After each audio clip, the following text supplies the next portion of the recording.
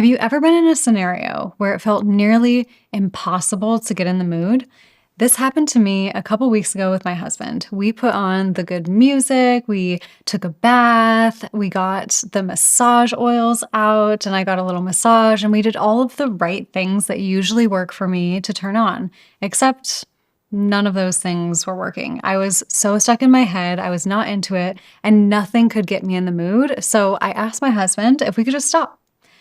We called it a night and we just went to bed feeling slightly disappointed. And the next morning, I was really thinking about what happened, what was going on, what went wrong, and I realized that I had completely forgotten half of the equation. Your body has a built-in sexual stopping system. And if that stop is on, it doesn't matter how many candles you light or how many toys you try, you are not going to get in the mood. Sex researchers talk about this idea that arousal works like a car with both a gas pedal and a brake. And most of the time, we are focused completely on just pushing the gas. But what if the brake is on? You're not going to go anywhere. By the way, my name's Hannah, also known as the Libido Fairy, and in working with hundreds of women and in my own life and marriage, I have seen 5 major categories of turnoffs over and over and over, like 5 things that hit the brakes. I call them the 5 Ds. And inside of the Intimacy Accelerator, we help our students identify exactly what is in the way of their turn on and resolve them so that their turn on can flow more easily. Now, you can learn more about that program in the description box below, but you can just keep watching this video to find out which of the 5 Ds might be in the way for you. Okay, D number 1 is distraction. So your brain is just somewhere else. So sometimes I'll catch myself replaying work conversations or running through what tomorrow's schedule is going to be or mentally composing the to-do list for tomorrow while my partner is trying to, go down on me or something. Turn on requires presence, like full-blown 100% actual presence with the sensations in your body. And that is one of the most rare things that we have in modern life. The things that make this worse are probably exactly what you're doing while watching this video right now, screens. If you are spending more time looking at a screen than in your partner's eyes, you probably deal with distraction as a major blocker for your turn on. You are not going to get turned on by someone that you're not present with.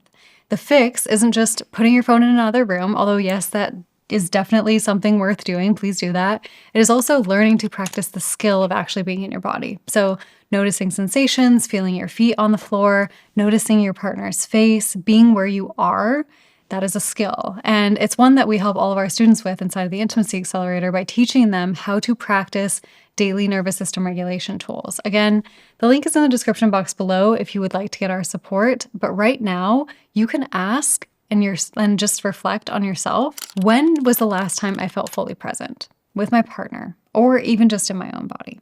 D number 2 is disconnection. This one is really sneaky because things might look totally fine on the surface, like you're not fighting, and maybe you also handle the logistics of life really well together and you make a good team, but somewhere along the way, you stop reaching for each other or going deeper or really trying to learn more about each other and asking a deeper layer of questions.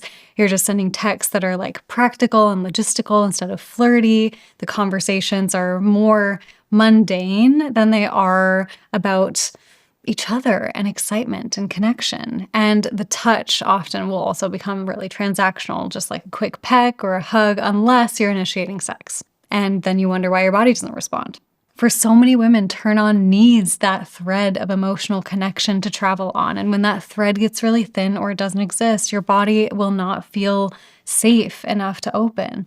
The antidote to disconnection isn't like a big romantic gesture. It's so many small, consistent moments of actually showing up for each other. You can start really simple by just looking at each other in the eyes when you have a conversation. You have dinner with each other every night instead of watching TV. You make out and really savor it for no reason at all. You could ask each other questions about your dreams and your desires and your future and how you actually feel. The other deeper layer of disconnection that might be in the way could be resentment. And I want to be really clear that resentment is a different animal that cannot be solved with the items that I just shared. Resentment happens when you are not getting deeper needs met or you are allowing your boundaries to be crossed repeatedly. You can only solve these problems through having a really clear expression of your needs and boundaries and then following through with consequences if those don't get met.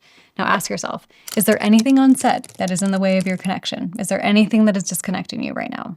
Just think about that. Just reflect on that. Okay, so I'm about to share the rest of the 5 Ds, but if you are getting value out of this video so far, go ahead and give it a thumbs up and subscribe for more intimacy and relationship education. D number 3 is disgust. And this one's really, really hard to admit out loud, but sometimes we just feel disgust towards our partners. And then we feel so guilty about feeling that way that we just bury it and pretend it doesn't exist. And then you're like, why am I not turned on? Disgust can be physical because of like a habit or a smell or a sound they make or like an ick that you're getting. Maybe it's because they haven't showered or just the way they chew or something like that. Those are real things that your body's genuinely responding to as disgust, but it can also be emotional. It could be the way they said something or handled something. It could be disgust from feeling unappreciated or taken for granted or being taken advantage of. Feeling physical or emotional disgust is one of the most powerful turn-ons that I know of personally, and almost nobody talks about it because it feels mean. Like, it feels so mean to say there's something that my partner's doing that makes me feel disgust. Like there's something wrong with them, or there's something wrong with you for feeling it, or there's something wrong with the relationship. But disgust is a powerful and important indicator that just something needs to change. Physiologically, disgust is evolved as a safety mechanism that just tells us, oh, something in the environment is offensive to us or is going to hurt us in some way, or we don't like it. And if that's been sitting between you and your partner that hasn't been said, it's sitting between you in the bedroom too. So your body knows that. And even when your mind tries to ignore it, often the resolution for disgust is just speak it out. Relieve yourself of the shame of having to keep it in and carry it. And unless you get curious and compassionate about that disgust that is there and about what the disgust is trying to get or to change, you're not going to be able to turn on. So ask yourself, if I feel the emotion of disgust, what is it trying to protect me from? What is it trying to tell me?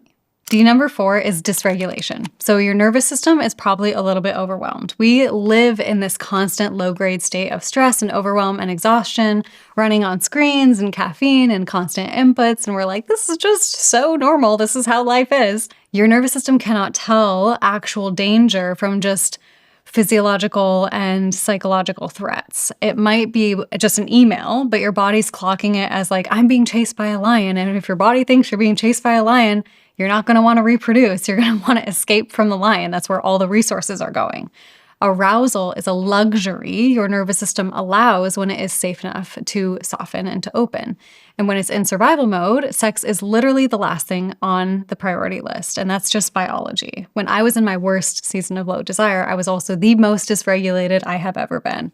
Anxious constantly, living in my head, numb to my body, overworking, extremely stressed, and I kept thinking there was something wrong with my libido, but my nervous system was actually just really overwhelmed. And dysregulation could look like for you being in your head during sex instead of your body, feeling like you could never relax enough to actually enjoy sex, touching or being touched and then feeling nothing or feeling numb, getting really irritated quite easily and shutting down or going numb, or struggling to sleep and waking up exhausted and feeling like constantly on edge. Those are all signs of dysregulation. And if you feel that, adding more effort to your sex life is not going to help. The work has to start in supporting your nervous system and reducing stress, improving sleep hygiene, practicing daily nervous system regulation tools. So ask yourself, does my body actually feel safe and relaxed right now? Like, are my shoulders down? Is my breathing slow and open? Am I present? Or am I in survival mode? D number 5 that gets in the way of turn on is discomfort. And yes, physical discomfort is one part of discomfort. So if sex is physically uncomfortable or painful, please address that. Sex should not be painful. And while physical discomfort is absolutely a turn off, I also want you to consider that emotional discomfort can also turn you off. And that could look like being afraid to say no to your partner out of fear of disappointing them, or feeling guilty because you don't want sex enough, or putting pressure on yourself to have an orgasm or turn on faster. Could be fear of vulnerability or initiating sex, avoiding the pain of rejection, frustration with the way that your body works or doesn't, or feeling awkward or uncomfortable talking about sex. All of those are forms of discomfort emotionally. And so many women's bodies shut down because everything around sex feels uncomfortable. There's discomfort there, and the conversations are uncomfortable, the vulnerability is uncomfortable, asking for something feels uncomfortable, saying yes to sex feels uncomfortable, saying no to sex feels uncomfortable. All of it just feels like, ugh. And if that feels like that, obviously you're not going to move towards that. And I did that for years. I went along with things that weren't working for me because I was too afraid to speak up and say what I didn't like. I just performed enjoyment because I felt too uncomfortable to say I didn't know what I wanted. But avoiding discomfort also doesn't work. When you avoid discomfort, that turns into more fear and more avoidance. So if you're feeling uncomfortable, if you feel a discomfort, the path through discomfort is the way. Say the thing you're afraid of, face the fear, feel the uncomfortable feeling, get curious about the discomfort, request something different, be honest about how you feel. So ask yourself, how might I be avoiding discomfort, or am I avoiding asking for something that might make me feel more comfortable? So which break is on for you? To recap, the 5 Ds are distraction, disconnection, disgust, dysregulation, and discomfort. Which one made you go, oh shit, like that probably sounds like me? That is your starting point. And you don't have to fix all of those 5 things at once. You just have to be really honest about which one is the most alive and active for you right now and take one step towards resolving that. Again, if you want support with doing that, with an actual step-by-step process, with coaches who have helped hundreds of women release these breaks and come back to turn on, that's exactly what we do inside of the Intimacy Accelerator. You can get more information in the description box below. You deserve a body that responds and a sex life that feels so good to you. Thank you so much for watching, and I will see you in the next one to help you make that happen.